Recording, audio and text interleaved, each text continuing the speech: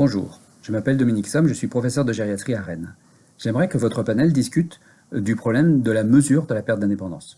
En effet, en France, nous avons deux outils pour faire cela, qui sont annexés à la loi, donc qui sont des outils de mauvaise qualité. On va parler de leur nom, ils s'appellent Agir et Pathos, peu importe.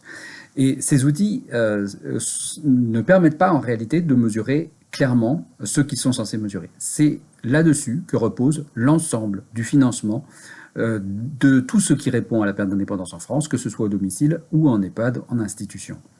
Donc ça pose différents problèmes. Le premier problème, c'est que ça crée des espèces de rentes de situation, puisque entre une institution ou un organisme qui fait du bon travail et un autre qui fait du mauvais travail, nous n'avons finalement aucun incitatif à celui qui fait du bon travail. Les deux seront rémunérés de la même façon.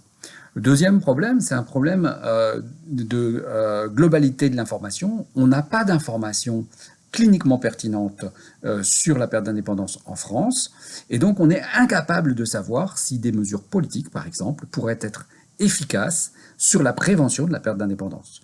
Et donc on s'apprête là à faire des projets de loi sur soit le financement, soit la prévention de la perte d'indépendance. On ne sera pas capable de savoir si ces politiques sont efficaces ou pas, si on ne change pas de façon radicale nos outils de mesure. Et enfin, le troisième problème, c'est que ça ne mesure absolument pas l'évolution de la perte d'indépendance. Donc on est également incapable d'avoir une trace des parcours de perte d'indépendance, que ce soit à domicile ou en institution. Et là, aujourd'hui, on parle de plus en plus de faire du financement au parcours. Eh bien, on sera dans l'incapacité de le faire pour ce qui est de la perte d'indépendance. Donc ces outils sont annexés à la loi. Il est absolument indispensable qu'il y ait un véhicule législatif pour les enlever de la loi.